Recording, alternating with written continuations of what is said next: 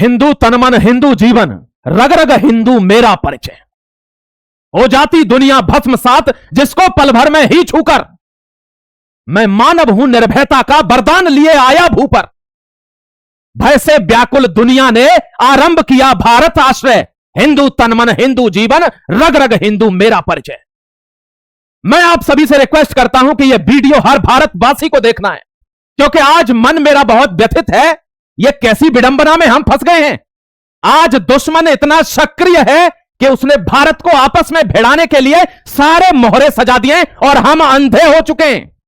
हम इस बात को समझ नहीं पा रहे और हम समझेंगे जब खेल बिगड़ जाएगा, जैसा हम मुगलों के समय नहीं समझे, जैसा हम अंग्रेजों के समय नहीं समझे, जैसा फिर होने जा रहा है। पढ़े लिखे होने के बावजूद, समृद्ध होने के बावजूद, संपन्न होने के बावजूद, सांस्कृतिक होने के बावजूद हम नष्ट हो ना जाएं, इसके लिए यह वीडियो मैं आज बना रहा हूं। बहुत ध्यान से देखिएगा। पीछे मेरे आप एक तस्वीर देख रहे होंगे और आप कह रहे होंगे सर यह भीड़ किस चीज की है। यह भीड़ हमारी है और हम आपस में एक दूसरे को मारने के लिए रोड पर खड़े हुए हैं। यह भीड़ हमारी है और इसके पीछे घात लगाए हुए कोई बैठा है जो मोहरों से पूरा का पूरा खेल देख रहा है। और हम वे मूर्ख हैं जो अपने ही पैरों पर, अपने ही हाथों से, अपने ही द्वारा धार दी गई कुल्हाड़ी को मारकर अपने ही पैर काटेंगे। ध्यान दीजिएगा इस बात पर। मैं जो भी आर्टिकल बनाता हूं उसमें मेरा कोई पर्सनल कोई स्वार्थ नहीं रहता। बस भारत माता से प्रेम है। मैं राष्ट्रवादी हूं और इस देश के लिए आखिरी बूंद तक मैं इसी तरीके से जागरूक करता रहूंगा। मैं खड़ा रहूंगा हर उस चीज के साथ जो मेरे भारत को खड़ा रखेगी। ध्यान रखना मेरे जाबाज। मैं ये भीड़ आपको दिखा रहा हूं। आज हम जाति पाति में ऐसे बट गए हैं कि मैंने इसीलिए यह बोला कि हिंदू तनमन हिंदू जीवन, रग रग हिंदू मेरा परिचय। आज पूरी कायनात खिलाफ हो गई है अजीत डोभाल साहब के उस स्टेटमेंट के कि हमें अपने कल्चर को वापस करना होगा। हमें भारत को भारत बनाने में फिर से इसके उत्थान में फिर से जनजीवन को झोंकना होगा और उस चीज से घबरा चुके हैं लोग। ये जो आज भारत में हो रहा है, ध्यान रखना, यह विदेशी प्लानिंग है जो फेल नहीं हो रही। हमारे यहां की प्लानिंग तो बहुत आसानी से फेल हो जाती है। हमारे यहां क्या प्लानिंग बनती है कि कहां से वोट लेना है, किस एरिया का वोट लेना है, कहां से कौन नाराज हो रहा है, कहां से किसको खड़ा करना है। लेकिन विदेश की प्लानिंग अलग लेवल की है कि किसको कैसे खरीदना है, कौन कितने में बिक जाएगा, कौन जयचंद है, कौन मीर जाफर है, पहचानिए, किस तरीके से बिकेंगे यह भी देखिए। यह विदेश की प्लानिंग है। बहुत बड़ा अंतर है साहब, इसमें बहुत बड़ा अंतर है। आप समझ जाएंगे तो मैं दिखाऊंगा, टेंशन मत लीजिएगा। मैं आपको कुछ चीजें दिखा रहा हूं, बहुत ध्यान से देखिएगा आर्टिकल को। आपसे रिक्वेस्ट करता हूं, एक एक धागा खोलूंगा। फायर ब्रांड के लिए जाना चाहता हूं, एक एक धागा। देखिए पहला शब्द, जब यहां आपको अभी समझ में नहीं आ रहा होगा कि भारत में चल क्या रहा है, मैं समझाऊंगा आपको कि क्या चल रहा है। अगर आप समझदार होंगे और देश प्रेमी होंगे, मातृभूमि के लिए आपके सीने में अगर खून उबाल बनता होगा तो आप समझ पाएंगे कि मैं क्या कह रहा हूं। देखिए जरा एक बार, ये वो सीजेपी का प्रोटेस्ट है, इसमें धर्मेंद्र प्रधान का इस्तीफा होता है। हमारे यहां के न्यूज़पेपर नहीं, विदेशी न्यूज़पेपर क्या लिखते हैं, India Gen protesters puncture Narendra Modi aura invincibility. जो उनकी अजय रहने की ताकत थी, जो वो सारे विदेशी नेताओं का जब पूरे विश्व का सर्वे होता था तो सबसे पहले नंबर पर भारत का नेता आता था, उसको पंचर कर दिया जैन जी की पावर ने। भारत में कोई नहीं जानता था जैन जी क्या होता है। It is a terminology that has been given by the best. बताऊंगा, धागा खोलूंगा, देखते रहिएगा प्यारे जब। और पता है आपको, यह भारत के खिलाफ मंसूबे इतने ज्यादा बड़े पैमाने पर क्यों फैल जाते हैं? भारत के खिलाफ इतनी सारी चीजें इतनी जल्दी हर आदमी को कैसे पता चल जाती हैं? क्योंकि वे लोग अपने मिशन पर हैं। वो लोग जानते हैं कि हमको जी जान लगाकर अपना मिशन पूरा करना है। और भारत में हमारे यहां पर जो राष्ट्रभक्त हैं वो क्या करते हैं, मैं अकेला राष्ट्रभक्त हो गया और किसी को अभी राष्ट्रभक्ति नहीं आनी चाहिए, किसी को पता ना चल जाए मैं हूं राष्ट्रभक्त। और उनका मिशन क्या है कि पढ़ा लिखा, गंवार, अनपढ़, विदेशी में, देश में जहां भी हमारा साथी है, हर आदमी को यह इंफॉर्मेशन पहुंचानी है। यह उनका मिशन है। इसीलिए आज इतने सारे मुल्क हैं, उनमें एक ही चीज बहुतायत में पाई जाती है। कमेंट में लिख देना झूठ बोल रहा हूं तो। लेकिन उसके बाद भी वो रोक नहीं रहे। और हम एक देश में हैं, लेकिन हम अपने अंदर एक नहीं हैं। ये आप ये अभी नहीं समझोगे, मैं जानता हूं, ये अभी नहीं समझोगे। ये तब तुम समझोगे जब तुमको दोबारा से ऐसे ही स्थिति में लाकर खड़ा कर दिया जाएगा जो हम सदियों से झेलते आए। क्योंकि आदमी की जागरूकता किसी को पसंद नहीं है। यहां देखिए, ये विदेशी अखबार लिखते हैं, पीओके में नरसंहार हुआ, 150 आदमियों पर खुलेआम गोली चल गई, लोग मारे गए पाकिस्तान के ऑक्यूपाइड कश्मीर में। एक भी विदेशी अखबार में फोटो नहीं आया कि आसिम मुनीर क्या कर रहा है, बट यहां नाम लेकर आता है that the invincibility of Narendra Modi has been punctured by Gen Z generation. लेकिन आप नहीं समझेंगे ये चीज। समझेंगे कैसे? जिसकी आंखों कहते हैं ना, जब नास मनुष्य पर छाता है पहले विवेक मर जाता है। भारत के उस युवा का विवेक मर गया है कि जिसमें सीजेपी जैसे गर्व है। राजस्थान पर छाती ठोक कर कहता हूं, सल्यूट है मेरे जाबाजों, आपके चरणों की अगर धूल मिल जाए तो मैं भगवान के चरणों की धूल मानूंगा। यह मेरी मिट्टी के बारे में मैं बोल रहा हूं, राजस्थान के गर्व है। खून में इतनी पावर है कि ना मुगलों के समय पर गद्दारों को घुसने दिया था और ना आज घुसने दे रहे। लेकिन सरकार को यह नहीं दिख रहा है कि आज भी सरकार के विरोध में दिल्ली में खड़े हैं लोग, लेकिन वहां अपने घर में आज भी घुसपैठिए को घुसने नहीं दे रहे, विरोधी को घुसने नहीं दे रहे। कल फिर जोधपुर में पीटा गया है उन भारत के खिलाफ मंसूबे रखने वाले सीजेपी के प्रोटेस्टर्स को, कल फिर पीटा गया है इनको। ये राजस्थान की भूमि है साहब। अंग्रेज और मुगल और ये सब इतने बड़े मंसूबे और इतनी बड़ी प्लानिंग लेकर नहीं घुस पाए। आप तो टुच्चे हैं। 2 आदमी विदेश से पढ़ के आए हैं, राजस्थान में घुसने का ट्राई कर रहे हैं। अरे मर गए रे तुम्हारे बाप दादे। ये भारत की वो भूमि है जिसने कभी, आज की तारीख में अगर रजवाड़े अपना सोना मांग लेना, सरकार अगले 100 साल में कर्जा नहीं चुका पाएगी राजस्थान का। लेकिन साहब खानदानी है, परिवार से अलग हटने की बात किसी राजस्थानी ने आज तक नहीं करी होगी कि हमको अधिकार नहीं मिल रहा, हम देश अलग कर लेंगे, राज्य अलग कर लेंगे। नहीं, ये मातृभूमि हमारी है, भारत हमारा है।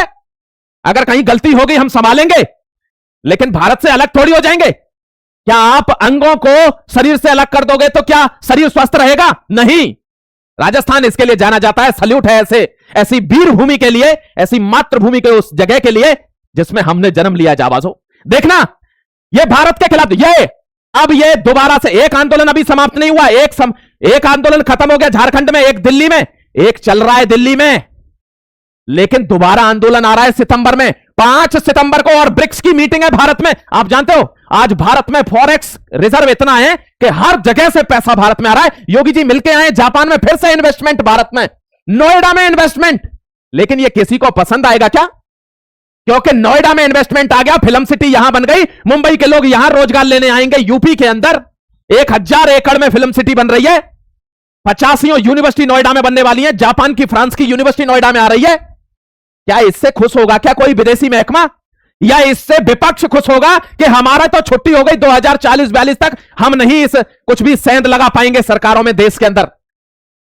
मेरे प्यारे जाबाजों, आपको एक बड़ा मैसेज दे रहा हूं, हल्के तौर पर दे रहा हूं, लेकिन समझ पाएंगे तो समझ लेना। मैं इससे ज्यादा क्या कर पाऊंगा वो कर दूंगा। देखिए, ये फिर ब्रिक्स की मीटिंग हो रही है, भारत का दबदबा है पूरी दुनिया में इस समय। ब्रिक्स की मीटिंग में भारत की बेइज्जती कैसे हो, पूरे इंटरनेशनल शेम कैसे बने, इसके लिए 5 तारीख को फिर दिल्ली में प्रोटेस्ट है। उन्हीं देशद्रोही टाइप के, उनके द्वारा, जिनमें 3000 लोग क्रिमिनल थे पिछले प्रोटेस्ट में। अरे तुमने शिक्षा के खिलाफ प्रोटेस्ट किया, वो प्रोटेस्ट खत्म हो गया, आदमी का इस्तीफा हो गया, अपने कारोबार में लग जाइए, बैठिए ना। नहीं, उस आदमी की एफआईआर कराने के लिए उस बच्चे की कांग्रेस पार्टी का लीडर ऑफ अपोजिशन जा रहा है। क्यों? वो आंदोलन तो कॉकरोच जनता पार्टी ने चलाया था, तो अभिजीत दीपके को जाना था ना उसकी एफआईआर कराने के लिए। ये क्यों जा रहा है? लेकिन आप लोग नहीं समझोगे, आप अंधे हो, आपकी मति मारी गई, आप समझना। देखिए यहां पर आज तक कभी भारत में देखा था जैन अल्फा, जैन जी, इसकी कहानी बताऊंगा, अभी सबूत लेकर आया हूं। जैन अल्फा, छोटा बच्चा रोड पर आ रहा है। मेरे प्यारे जाबाज ध्यान रखना, जैन जी जो है वो मैक्सिमम 28-29 साल का है अभी। तो अभी 12 साल तो इस गवर्नमेंट को हो गए, तो वो 12-15 साल का ही था जब ये गवर्नमेंट बनी थी। तो उसने यही गवर्नमेंट देखी है। अगर वो पिछली गवर्नमेंटों के अत्याचार और आताताईपन देख लेता ना एक बार, उत्तर प्रदेश में या देश में जो हुआ था, कभी जीवन में सोचता नहीं कि गवर्नमेंट बदलनी है, या ये गवर्नमेंट खराब है, या ये आदमी खराब है। हर काम नरेंद्र मोदी नहीं कर सकता ऊपर बैठकर, नीचे के लोगों को जिम्मेदारी लेनी होगी, विधायकों को, एमएलए को, एमपी को, कि अगर स्कूल की व्यवस्था खराब है तो तुमको आगे आना होगा। हर चीज को प्रधानमंत्री सॉल्व नहीं करेगा। ये हमको जागरूकता लानी होगी, अपने इलाके के क्षेत्रों में जागरूकता लानी होगी, अपने सांसद को, अपने विधायक को बताना होगा। प्यारे भाई देखिए, बीजेपी में विकल्प ढूंढा जा रहा है नरेंद्र मोदी जी का, यह इनकी इंटरिम मीटिंग की बात है। अरे शुक्र मनाओ कि विकल्प ढूंढा नहीं जा रहा। अगर विकल्प ढूंढ लिया ना, भारत की जनता जानती है कौन है विकल्प, और एक बार वो मॉडल लागू हो गया, तुम सबका समझ जाइए क्या होगा। मैं क्या बोलूं इससे ज्यादा, तुम सबका दाना पानी तक बंद हो जाएगा। जो विदेशी पैसे पर आज फूले फिरते हो ना, 1 रुपए की रोटी खाने के लिए तुम, वो कहते हैं ना कि जो आज नवाब बने फिर रहे हैं वे रिक्शा चलाएंगे, सड़क पर झाड़ू लगाकर आपको रास्ता देंगे। ये नौबत आ जाएगी तुम्हारी अगर विकल्प ढूंढ लिया तो। ये मैं आपको बताऊं। अब देखिए, आरक्षण के ऊपर मुद्दा था कि शैक्षणिक संस्थानों में या नौकरी में या प्रमोशन में या creamy layer to creamy layer, देखिए ना, इस आदमी को आरक्षण मिला, ये एमपी है, एमएलए है, इसके पास सब कुछ है, लेकिन उसके बावजूद भी इसी के बच्चों को आरक्षण मिल रहा है। ये आज भी यही है, आरक्षण इसके नाम पर भी फट रहा है बिल, लेकिन इसको नहीं मिल रहा। ये भी एससी एसटी का वही अति पिछड़ा में है, लेकिन नहीं मेरे दोस्तों, ये इसके लिए था आंदोलन, लेकिन आंदोलन कहां कन्वर्ट हो गया? यहां कन्वर्ट हो गया। शर्म आनी चाहिए, शर्म, हमको शर्म आनी चाहिए कि आंदोलन कहां का था और कहां कन्वर्ट हो गया। एफआईआर हो गई एससी एसटी एक्ट में। आपको एससी एसटी एक्ट भी बता दूंगा क्या होता है, यह भी आपको क्लैरिफाई करूंगा। और गवर्नमेंट को इन चीजों को देखना होगा, वरना जो बाहर से बैठे हुए मोहरे हैं ना, वे पूरी तरीके से घुस चुके हैं इस खाल में। 1 मिनट नहीं लगेगा। और हमको आंखों के साथ, क्योंकि हम तो देखो जियोपॉलिटिकल एक्सपर्ट्स हैं, हम तो एनालिसिस करने वाले लोग हैं, हमको खुद चीजें दिखती हैं बिटवीन द लाइंस कि क्या चीज पक रही है। इसलिए आपको बता रहे कि अगर आप समझ पा रहे तो समझिए, इस आदमी के खिलाफ एससी एसटी एक्ट में क्या हो गई है? एफआईआर हो गई है। पहले लोग विजनरी हुआ करते थे, आगे के 20 साल की सोचते थे कि मुझे अगले 20 साल तक कहां पहुंचना है, क्या करना है, और विजन यही कहता है, विजन यही कहता है मेरे प्यारे भाई। लेकिन प्रॉब्लम क्या हो गई है?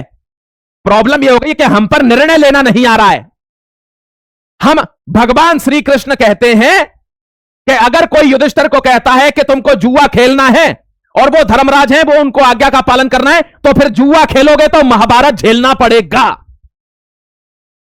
ध्यान रखना, भगवान श्री राम कहते हैं कि अगर वचन आपके माता पिता को दिया गया है, आपके अपने किसी को दिया, अपनी मातृभूमि को दिया गया, जन्मभूमि को दिया गया है, तो उस वचन में अगर 14 वर्ष का वनवास भी है तो झेलेंगे हम, ये हमारी संस्कृति है। लेकिन अगर आप जुए वाले वचन को ही धर्म समझ लें, भीष्म पितामह अगर सारे अपराधियों का साथ देना ही अपना धर्म समझ लें, तो महाभारत आपको झेलना होगा। यह आपको निर्णय करना होगा कि आज भी देश में वे राष्ट्रभक्त वे रहते हैं, जन्मभूमि के पूजक, कि जो आज भी दिल्ली में आपका विरोध तो कर रहे हैं, लेकिन राजस्थान में विरोधियों को घुसने नहीं दे रहे। यह आपको सोचना होगा, सरकारों को सोचना होगा। मैं तो केवल बता ही सकता हूं, निर्णय तो आप ही लोग करेंगे। प्यारे जाबाज, इनका एक विजन था कि 2047 तक हमें विकसित बनना है। पहले विजन था कि 5 साल गड्ढे भरने में लगेंगे, जो पुरानी कई पीढ़ियों से चले आ रहे हैं।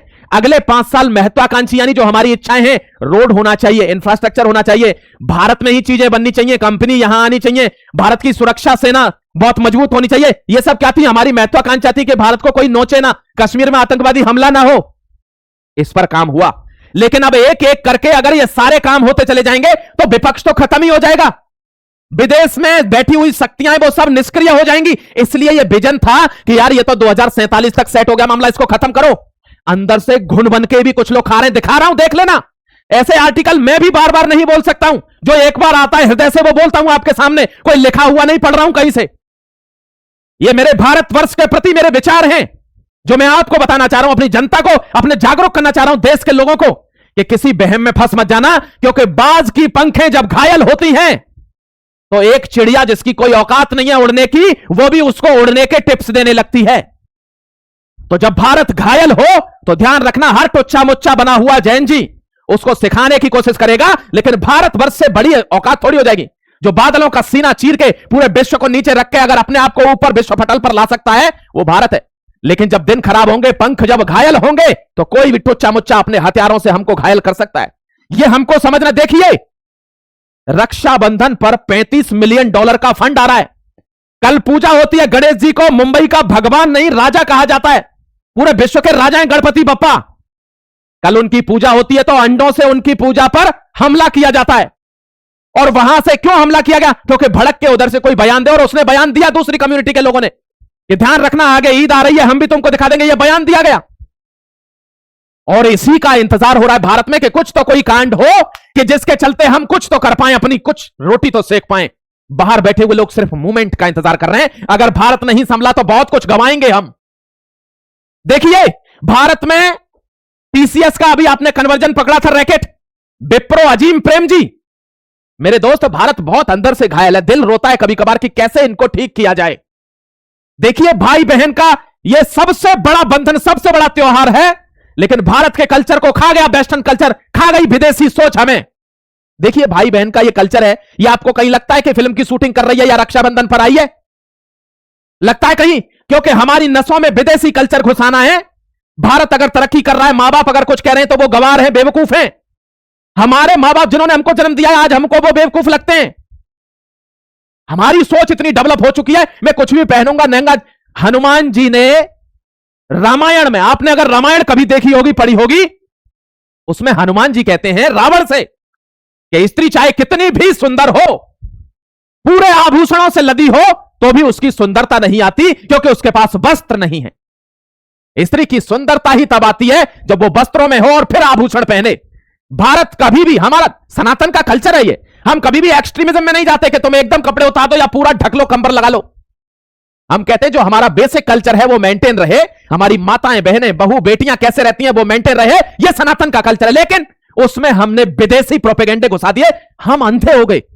मेरे दोस्तों, मैं आपको यह सब क्यों बता रहा हूं? क्योंकि मैं आपको एक कॉन्सेप्ट समझाना चाह रहा हूं, एंड दैट टर्म इज जेन जी। हम नहीं जानते थे इस टर्म को, यह इंट्रोड्यूस कराया गया। क्यों? क्योंकि विदेशी तौर पर हमारा वर्चस्व है, कोई हमको रोक नहीं पा रहा। लेकिन हमारा जेन जी कहां से आया? आपने कभी ध्यान दिया है? भारत में पढ़ने वाला व्यक्ति, जो भारत के स्कूलों में पढ़ा है, जो गुरुकुलों में पढ़ा है, पुरानी संस्था में पढ़ा है, जो अपने वेद पढ़ता है, जो अपने ग्रंथ पढ़ता है, वो कभी भी आपने देखा है भारत के खिलाफ गया हो? कभी भी नहीं। जो आदमी, चाहे भारत के नेता का लड़का हो, भारतीय हो, कोई भी हो, जो विदेश में पढ़ के आ रहा है, चाहे कोई भी नेता के लड़के हो जो विदेश में पढ़ के आ रहे हैं, वो मैक्स मुलर की थ्योरी पढ़ के आ रहे हैं, वो कार्ल मार्क्स की थ्योरी पढ़ के आ रहे हैं, वो व्लादिमीर लेनिन के कॉन्सेप्ट पढ़ के आ रहे हैं। उनको पता है कि राजनीति में कैसे बांटना है। ये कार्ल मार्क्स की थ्योरी बता रहा हूं आपको, ये सब विदेशी फिलोसोफर हैं। उसने कहा किसी जगह पर रिवॉल्यूशन कैसे कराया जाएगा, किसी में तख्ता पलट कराना है तो वहां कैसे लोगों को भड़काया जाएगा। मान लीजिए पैसे के तौर तरीकों पर लोगों को भड़काया जा सकता है कि आप लेबर क्लास हो और ये बड़े क्लास है, इस पर भड़काया जा सकता है। लेकिन अगर पैसे का कॉन्सेप्ट ना हो तो कल्चर पर भड़काया जा सकता है कि आप उनके कल्चर में घुस जाइए। मेरे दोस्त, 1729 1730 के जर्मनी के ये आर्यन वाले कॉन्सेप्ट को किसी दिन आपको समझाऊंगा, आपको समझ में आ गया होगा कि कैसे भारत को बांटा गया था अंग्रेजों के द्वारा। साउथ वालों को द्राविडियन बता दिया गया और नॉर्थ वालों को आर्यन बता दिया गया। और आज आपने देखा होगा, मैं जीता जागता उदाहरण हूं इस चीज का, कि पूरे दक्षिणी भारत में अंग्रेजी बोलने में दिक्कत नहीं होती है उनको, लेकिन हिंदी नहीं बोलेंगे वो, या तो वो अपनी लैंग्वेज बोलेंगे, तमिल, तेलुगु, मलयालम या कन्नड़, कोई भी, कर्नाटक में कन्नड़, तमिलनाडु में तमिल, मलयालम केरला में, या तेलुगु हैदराबाद आंध्र प्रदेश में, लेकिन वे हिंदी नहीं बोलेंगे, इंग्लिश बोलेंगे। इंग्लिश में कंफर्टेबल है वो। क्यों? क्योंकि अंग्रेजों ने पहले ये रिजर्वेशन नाम का जो चीज था वो ऐसे चलाया था कि तुम लोग तो अच्छे हो, साउथ इंडिया वालों, नॉर्थ इंडिया वाले लोगों का कल्चर अलग है, वे आर्यंस हैं। इसलिए भारत कभी सामंजस्य में नहीं रह पाया, और यह कारण था कि घुसपैठिए मुगल भारत के कोने कोने में घुस गए और लूटपाट करी, हमारे मंदिरों को लूटा। क्योंकि द्राविडियन लोग समझने लगे कि हम आर्यन से अलग है, भारत में दो तरीके के लोग रहने लगे।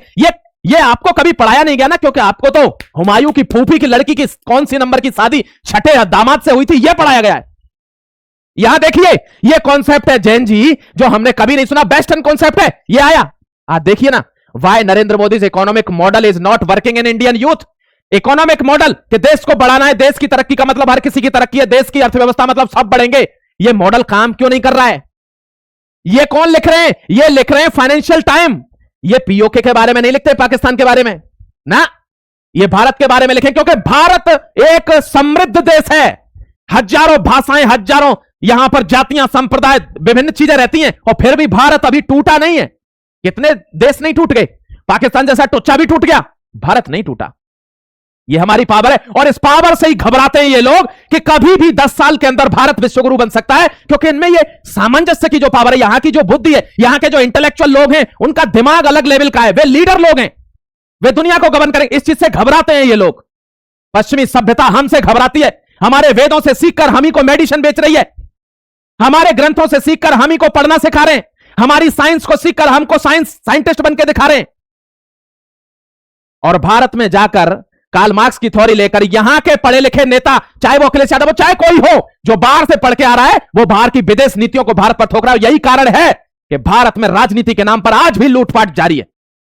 देखिए, ये एक एक्ट है, राजीव गांधी के टाइम पे आया 1989 में, SC/ST एक्ट, इसको सुप्रीम कोर्ट ने खारिज किया। उन्होंने कहा है, देखिए लिखा हुआ है, उन्होंने कहा कि एससी एक्ट जो है वो use for blackmail and settle personal scores, वो पर्सनल दुश्मनी निकालने के लिए या अपने किसी जमीन के मामले को, पैसे के मामले को, या कोई भी चीज के लिए पर्सनल बेनिफिट के लिए एससी एसटी एक्ट यूज किया जा रहा है, ब्लैकमेल के लिए यूज किया जा रहा है। इसको इन्होंने नल एंड वॉइड किया था, तो इसके खिलाफ बड़ी क्रांति हो गई कि इसको बहाल किया जाए, और उसके चलते इसमें सेक्शन 18 जोड़ा गया प्यारे भाई, और इसको वापस कर दिया गया एज इट इज। मैं इसका एग्जाम्पल पहले पेज पर दिखा चुका हूं। अजीत भारती के खिलाफ एससी एसटी एक्ट में क्या हुई है, एफआईआर हो गई है। अब मैं आपको एक एग्जाम्पल दिखाऊंगा। देखिए इस कंटेंट में टाइम लगता है नौजवान, इसलिए आपको देखिए, यह बंदा, इसका नाम है विष्णु तिवारी, यह बंदा, इसका नाम है विष्णु तिवारी, इसकी उम्र है 23 साल। इस पर एससी एसटी एक्ट लगता है, इसको गिरफ्तार कर लिया जाता है। इसको गिरफ्तार करके कोर्ट इसको लाइफ इंप्रिजनमेंट दे देता है कि उम्र कैद होगी तुमको। इसको उम्र कैद होती है, यह 20 साल तक कैद में रहता है, और 20 साल के बाद कोर्ट सॉरी कह के बोलता है कि माफ कीजिएगा, आपके खिलाफ सबूत पुख्ता नहीं हो पाए, आप निर्दोष हैं। इसकी उम्र 43 साल हो जाती है, इसकी मां नहीं रही, भाई नहीं रहा, बहन नहीं रही, बाप नहीं रहा, कोई नहीं रहा, खत्म, कैरियर खत्म। मेरे जाबाज, यह है एससी एसटी एक्ट। जो लोग दुर्दांत हैं, जो गलत तरीके से लोगों को परेशान कर रहे हैं, उसके खिलाफ जांच होनी चाहिए इस एक्ट के अंदर। लेकिन पर्सनल बेनिफिट के लिए अगर थोड़ी धक्का मुक्की हो गई, मुंह से कोई बदजुबानी हो गई, उसी पर 20 साल अगर किसी के खराब हो जाएं, अगर उसका पूरा खानदान नष्ट हो जाए, उसकी पूरा करियर नष्ट हो जाए, कोर्ट इसका हर्जाना नहीं दे सकता, कोई इसका हर्जाना नहीं दे सकता। यह प्रॉब्लम है भारत के अंदर, इसलिए हम एक नहीं हो पा रहे। क्यों? क्योंकि हमारी जातियां ही खत्म नहीं हो रही। हम आज भी जाति से बचना चाहते हैं, लेकिन सर्टिफिकेट की लाइन में हम सबसे आगे मिलेंगे कि मेरे को सर्टिफिकेट चाहिए, बिल्कुल अति से अति पिछड़ा का। क्यों? उनको सर्टिफिकेट लेने दो ना जिनको जरूरत है, जो असल में गरीब हैं, जो असल में निचले तबके के हैं, जिनके बच्चे पढ़ नहीं पा रहे, उनको सर्टिफिकेट लेने दो ना। तुम्हारे तो सरकारी नौकरियां हैं, तुम्हारे पास जमीन जायदाद है, तुम पीछे हटो ना भाई, हाथ जोड़कर विनती है। यह हमारी इच्छा शक्ति कर सकती है, इसको कोई सरकार नहीं बदल सकती माइंडसेट को। यह हमें खुद से चार्ज लेने होंगे, लेकिन हम जब तक लेते नहीं है, जब तक हमारी जान पर नहीं बन जाती है। यह हमारी दिक्कत है। देखिए कल परसों का ही मामला, इटावा में एक नेता ने एससी एसटी एक्ट लगा दिया। नेता ने, हर आदमी इसका दुरुपयोग करने लगा है, और यह कारण है कि सरकार के विरोध में लोग खड़े हुए हैं। यह दलित भाई बहनों को भी सोचना पड़ेगा कि अगर आप अन्याय के खिलाफ लड़ रहे हैं तो आप अन्याय नहीं कर सकते। अन्याय के खिलाफ लड़, बाबा साहब अंबेडकर ने किसी को गाली गलौज नहीं करी थी, अपने हक की लड़ाई लड़ी थी, गाली गलौज या झूठे मुकदमे नहीं लगाए थे किसी पर। गांधी जी से उनके मतभेद थे तो थे, उन्होंने गांधी को सपोर्ट नहीं किया तो नहीं किया। लेकिन आज का दलित तो दो मुखौटा बनाकर खड़ा हुआ है। चंद्रशेखर रावण को देख लीजिए, गाली गलौज करता है, कितने सबूत मौजूद है, और बाबा साहब अंबेडकर का फोटो लेकर ढाल बना के रखा हुआ है, एक महापुरुष की बेइज्जती कर रहा है। यह हमारे सभी भाई बहनों को समझना होगा, वरना हम कभी भी एक सूत्र में नहीं बन पाएंगे। यह समझना होगा हमें। यह देखिए, भारत की इकोनॉमी में वो दिन भी आया है कि जब हम पर सिर्फ 2 हफ्ते का विदेशी रिजर्व रह गया, जिसको फॉरेक्स रिजर्व कहते हैं। आज भारत दुनिया के पहले 5 देशों में है फॉरेक्स रिजर्व में। इतना धड़ाधड़ लोग हमारे यहां इन्वेस्ट करना चाहते हैं, हमारे यहां व्यापार करना चाहते हैं, हमारे यहां बनाना चाहते हैं, हमारे यहां से बेचना चाहते हैं। चाइना कैसे आगे बढ़ा था? इसी फॉर्मूले से। लेकिन भारत में इंटरनल चैलेंज इतने हैं कि उसको आगे नहीं बढ़ने देना चाहते। यही के लोग अपनी पर्सनल रोटी सेकने के चक्कर में, यह बड़ी विडंबना है हमारे पास। देखिए, इसी एससी एसटी एक्ट की बात बता रहा हूं आपको। रेवाड़ी में किसी के ऊपर लगाया जाता है, उसके परिवार के 3 लोग आत्महत्या कर लेते हैं इससे प्रताड़ित होकर। अभी मुंबई की घटना है, पूरा परिवार मारा जाता है इस एक्ट की चपेट में आकर। हमारे दलित भाई बहनों को, एससी एसटी एक्ट लगाने वाले लोगों को भी यह सोचना होगा कि क्या आप अन्याय का साथ दे रहे हैं या आप न्याय के लिए यह कर रहे हैं। पर्सनल दुश्मनी में यह नहीं किया जाता है, यह हमको ध्यान रखना होगा। देश हमारा है। यह देखिए, 14.78 एससी कम्युनिटी और 14.78 एसटी कम्युनिटी, यह 100% केसों में से फाइनल रिपोर्ट इनमें केवल दायर हुई है। क्यों? क्योंकि 86% मामले गड़बड़ निकल गए। 86%। यह हमको अकाउंटेबिलिटी लेनी होगी प्यारे भाई, कि तुम्हारे असली एक्ट के आड़ में कोई बहरूपिया इसका फायदा तो नहीं उठा रहा है। यह आपकी कम्युनिटी को देखना होगा। यह आपके लोगों को 8900 केस फर्जी पर्सनल बेनिफिट के लिए, ये बाहर से थोड़ी लोग देखने आएंगे। यह ध्यान रखना, भारत का अखंड होने का केवल नारा लगाकर अखंड नहीं हो सकता। मैंने लोगों से कहा कि एप्लीकेशन मैंने दिया है, जो कोर्स 15,000 20,000 में मिल रहा है, मैं पर्सनल चैलेंज में, मैं सब कुछ प्रधानमंत्री के ऊपर नहीं डाल सकता या सब कुछ नेताओं के ऊपर नहीं डाल सकता। मैं क्या कर रहा हूं देश के लिए? मैंने बच्चों के लिए 199 रुपए महीने में एआई का टेक्निकल कोर्स चलाया। उसके एप्लीकेशन की फीस का खर्चा भी नहीं निकलेगा, बट उसको मैं दूंगा ना, क्योंकि मैं एहसान थोड़ी कर रहा हूं, मैं अपनी मातृभूमि की सेवा कर रहा हूं। मैंने नीचे कमेंट सेक्शन में लिंक दिया कि जाइए एप्लीकेशन से जुड़िए और मात्र 199 रुपए में पहले 1 महीने पढ़िए, और तब आपको लगे कि मैं कुछ सीख रहा हूं तो दूसरे महीने की फीस दीजिए। एक बार में थोड़ी फंसना है। लोगों ने बढ़ चढ़कर हिस्सा लिया, लोगों ने अंधाधुंध हिस्सा लिया, लोग क्लास ले रहे हैं, लेकिन वो एक चंद तबका है जो क्लास ले रहा है। प्यारे जाबाज, यही तो हमको सीखना है कि आज कोई भी आकर बाहर से विदेश से पढ़कर वकालत करके आपके ऊपर अंग्रेजी बोलकर बहुत बड़ा स्टाइलिश बन जाता है। हमारे गांव में, अपने गांव में जाता हूं, देखता हूं लोगों पर इंग्लिश के 2 शब्द नहीं आते और उनके सामने कोई इंग्लिश बोल दे तो वो बहुत बड़ा इंटेलेक्चुअल है। इंग्लिश एक भाषा है, बुद्धि नहीं है। वो आप भी सीख सकते हैं। ना विश्वास होगा तो 100-200 रुपए में कोर्स दे दूंगा उसका। यह हमारी नैतिक जिम्मेदारी है कि हम कैसे अपने आप को बढ़ाएं, अपने देश को बढ़ाएं। लेकिन भारत में इंटरनल चैलेंज इतने ज्यादा हैं कि कौन किस पर काम करे। आज सरकार फंसी हुई है, इधर कुआं इधर खाई। आज हमारा समाज फंसा हुआ है, इधर कुआं इधर खाई। अगर इनको वोट नहीं दें तो दूसरी सरकार आएगी, और दूसरी सरकार पहले ही कह चुकी है कि 90% आरक्षण करेंगे। हम 50% पर इतनी दिक्कत उठा रहे हैं, लोग दिल्ली में खड़े हुए हैं, वे 90% का जहर हमारी नसों में भेज देंगे, क्या होगा हमारा? लेकिन आज हम आपस में लड़ रहे हैं। क्यों? क्योंकि हमको जातियों में बांटा इसलिए गया है नेताओं के द्वारा कि हम जातियों में विभाजित होकर अलग। अंग्रेजों का क्या कॉन्सेप्ट था कि अगर भारत को हम नॉर्थ ईस्ट वाले लोग अलग हैं, आर्यन अलग है, नॉर्थ इंडिया वाले, द्राविडियन अलग है, साउथ इंडिया वाले, अगर हम ऐसे बांट देंगे तो ये आपस में कभी एक नहीं होंगे और अंग्रेजों को यहां से भागना नहीं पड़ेगा। सल्यूट करिए सुभाष चंद्र बोस को, जिन्होंने भारत को एक धागे में पिरो दिया और कहा कि तुम चाहे जो हो, ब्राह्मण, क्षत्रिय, वैश्य, शूद्र, जो भी कम्युनिटी हो तुम, सबसे पहले तुम भारतीय हो, सबसे पहले तुम हिंदुस्तानी हो। इस बात को मत भूल जाना। और तब अंग्रेज भागे थे यहां से। लेकिन ये चीजें हमको पढ़ाई थोड़ी गई हैं, हमको तो अलग चीजें पढ़ाई गई हैं। और जब तक हम ऐसे लोगों का बहिष्कार नहीं करेंगे, विप्रो कंपनी, अजीत प्रेम जी, भारत के कन्वर्जन रैकेट में, भारत के रक्षाबंधन को डिफेम कराने में, आपने देखा होगा सैफ अली जी ने वो प्रोग्राम रोका, बिंदी लगाना मना कर दिया एडो में। भारत की संस्कृति को धीरे धीरे नष्ट कर रहे हैं, धीरे धीरे कपड़े पहनना बंद करवा देंगे। हमारी संस्कृति तो हमारे विचारों से, हमारे पहनावे उड़ावे, हमारे कल्चर से ही है ना। इसको खत्म मत होने दीजिए। आपसे हाथ जोड़कर विनती करता हूं, जाति पात की इस लड़ाई को आगे ना बढ़ाएं, राष्ट्र के प्रति सोचें।